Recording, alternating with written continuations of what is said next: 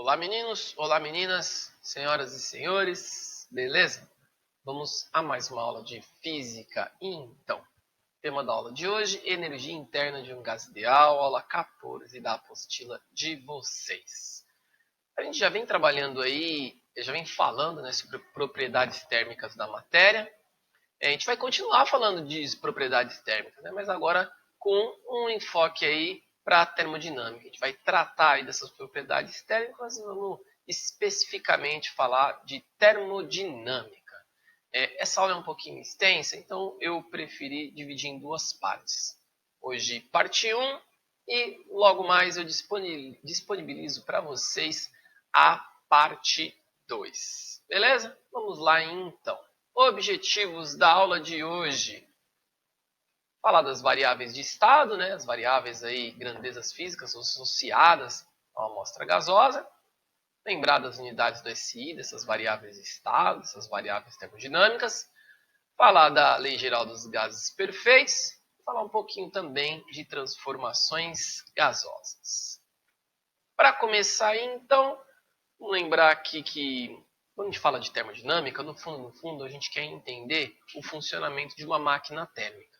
E uma máquina térmica, a gente pode pensar como um dispositivo que transforma parcialmente energia térmica em energia mecânica. Então, no fundo, quando a gente fala de termodinâmica, a gente vai estudar os fundamentos aí para entender o funcionamento de uma máquina térmica. Exemplo aí de máquina térmica, tem uma locomotiva a vapor, uma coisa meio distante, mas muito próximo da gente, muito próximo do dia a dia, é o motor a combustão interna de um carro. Então, o motor a combustão interna de um carro, ele é um dispositivo que a gente pode pensar como uma máquina térmica, transforma energia térmica em energia mecânica. Aqui tem uma figura para ilustrar uma parte essencial do motor, né? O conjunto pistão-cilindro, em que ocorrem essas transformações. A gente vai detalhar esse funcionamento em um momento mais para frente, mas já dá para pensar aqui, sem muitos detalhes, a energia entrando, né? O combustível entrando, sendo comprimido. Então, primeiro ponto, primeiro momento, o combustível entra, depois o combustível é comprimido. Depois eu tenho uma faísca, uma explosão, e o resultado da explosão, a fumaça sendo expelida aí pelo escapamento. Então aqui eu tenho um exemplo de transformação de energia, né? Energia térmica da explosão, resultante da explosão, em energia mecânica. Beleza? Então, isso aqui é um exemplo aqui do entendimento que a gente precisa ter sobre termodinâmica para tentar compreender aí o funcionamento disso. Então, o primeiro passo aqui é a gente lembrar das variáveis termodinâmicas. Então, são as variáveis aí que eu uso para descrever o estado termodinâmico de um gás. Então, a gente vai falar de pressão, volume e temperatura. Pressão, o resultado do choque, vamos dizer assim, das moléculas, né? A força com que as moléculas fazem, se colidem na parede interna do recipiente. O volume ocupado aí por essa quantidade de gás e a temperatura que esse gás se encontra. Quando a gente fala de temperatura, especialmente, eu tenho que falar de temperatura na escala absoluta, em Kelvin, né? Por isso que eu deixei até indicado aqui essa transformação, temperatura na escala Kelvin igual a temperatura Celsius mais 273. A gente vai perceber, durante a resolução dos problemas, que pressão e volume não necessariamente precisa estar no sistema internacional, mas temperatura sim precisa constar no sistema internacional. Beleza?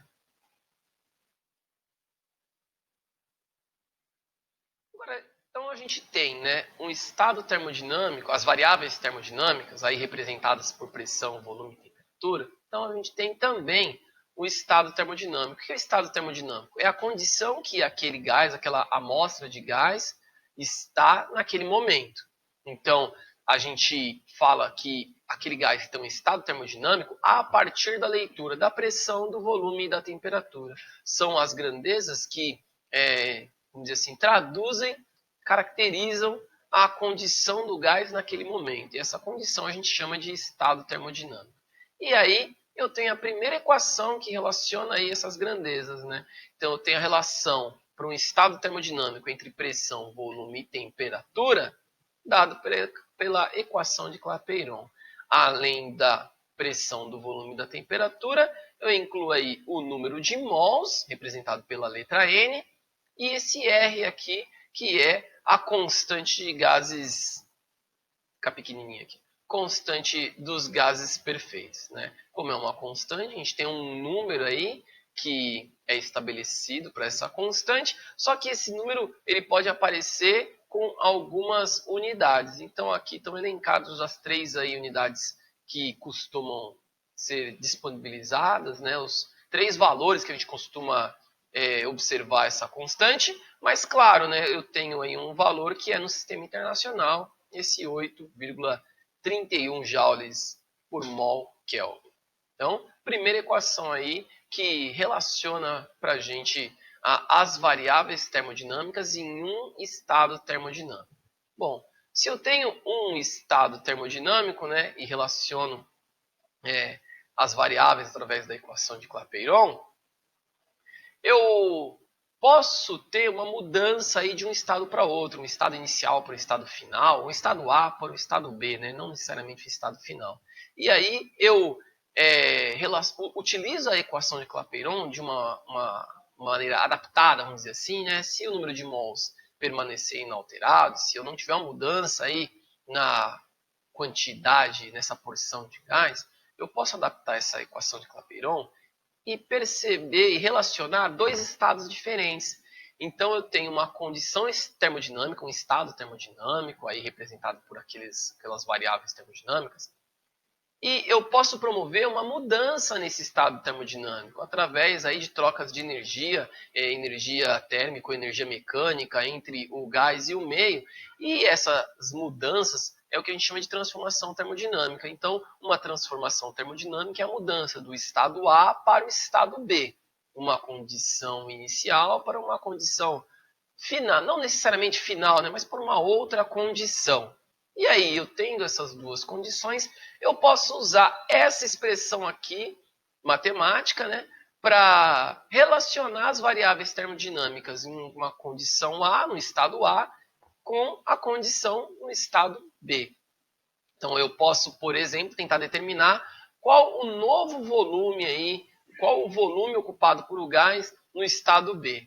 Para isso, eu vou usar essa relação aqui e vou precisar, claro, de algumas informações, né? Mas eu posso determinar aí uma nova condição, uma nova variável termodinâmica, qual a nova temperatura, qual o novo volume de uma segunda condição, segundo estado termodinâmico. Beleza? Então essa é uma equação que a gente vai usar bastante aí para pensar sobre transformações termodinâmicas. E quando eu falo de transformação termodinâmica, então, que é a mudança, né, de 2 variáveis ou 3 variáveis, pelo menos, por exemplo, né, de uma condição para outra, tem alguns casos que a gente estuda de maneira especial. São alguns casos em que tem mudança de 2 variáveis, mas uma das variáveis permanece constante. E aí a gente vai dar uma atenção especial para 3 casos aí em que isso acontece. Então a gente vai ter uma mudança da condição A para a condição B em uma determinada condição especial. Primeira condição especial é a transformação isotérmica. Então o que eu tenho de diferente nessa transformação? Nessa transformação, iso, pegar pelo nome mesmo, térmica, temperatura, então é a mesma temperatura na transformação. Então eu tenho uma transformação em que não a condição de A para B não sofre mudança de temperatura. Tem uma transformação termodinâmica em que a temperatura fica constante. Primeiro ponto é que se a temperatura fica constante, eu posso fazer uma releitura dessa equação aqui e eliminar a temperatura, né? Já que a temperatura é constante, eu posso reescrever a equação dessa forma. Um outro ponto, quando eu falo de transformação termodinâmica, é representar essa transformação através de um gráfico. Então aqui eu tenho um gráfico de pressão por volume e uma transformação termodinâmica ela é representada desse jeito, a transformação isotérmica. Então a transformação isotérmica é caracterizada por essa curva aqui. Aqui eu tenho 3 transformações, né, 3 curvas isotermas e algumas características aqui. Uma delas é que, como a temperatura é constante, cada curva dessa aqui representa uma temperatura. E a curva mais externa indica a temperatura maior. A curva mais interna indica a temperatura menor. E outra coisa que eu consigo também perceber, consigo, vamos dizer assim, quantificar, um momento até um pouquinho mais para frente, mas já fica a dica, eu consigo determinar a temperatura dessa transformação termodinâmica através do produto de pressão por volume. Então, se eu quero saber a temperatura exatamente nesse ponto, é só eu fazer o produto da pressão pelo volume aqui nesse estado. Beleza? Então, primeira transformação assim, primeiro caso especial. Vamos passar para o próximo, transformação isobárica. Mesma coisa. Então, o que chama a atenção na transformação isobárica? Iso, mesma bárica relacionado à pressão. Então, isobárica é a mesma pressão, ou seja, é uma transformação termodinâmica em que a pressão é constante. Não teve mudança de pressão do estado A para o estado B. Então, do mesmo jeito, de maneira análoga que eu fiz na transformação isotérmica, eu elimino uma das variáveis aqui. Aqui, como a pressão é constante, eu posso reler essa equação sem a variável pressão.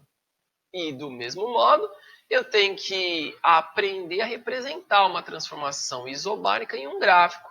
Aqui a gente tem dois gráficos, né? O mais comum, pressão por volume. Aqui eu tenho a pressão constante. Uma variação do volume, que pode ser de A para B ou de B para A. Mas eu também posso representar essa transformação num gráfico de volume por temperatura. Eu teria um crescimento aqui linear dessa linha do gráfico. Né? Mas não é tão comum assim volume por temperatura, é mais comum pressão por volume. Beleza? E a última dessas transformações aí, que a gente vai tentar entender hoje, é a transformação isométrica, ou isovolumétrica, isocórica. São sinônimos aí para uma transformação em que o volume é constante. Então, é uma transformação em que o volume não sofre alteração do estado A para o estado B. Também faço uma releitura da equação, elimino a variável do volume e reescrevo a equação dessa forma. Então, vou relacionar só pressão e temperatura. Pressão e temperatura no estado A, pressão e temperatura no estado B. E também tenho aqui a representação gráfica, né?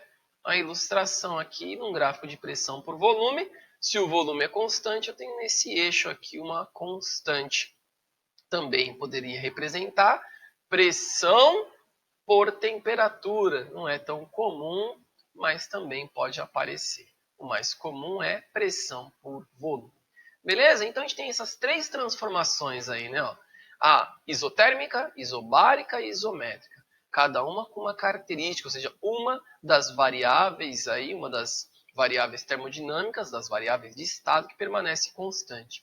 E também cada uma dessas transformações pode ser representada aí por um gráfico, vai ter uma cara, vamos dizer assim, que a gente pode bater o olho e já saber que tipo de transformação que é, beleza?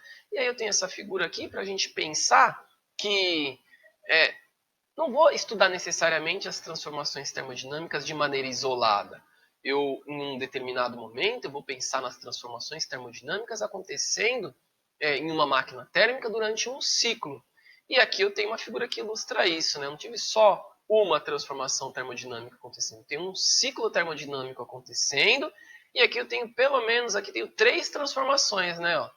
De A para B, uma transformação isotérmica, de B para C, uma transformação isobárica, e de C para A, uma transformação isovolumétrica.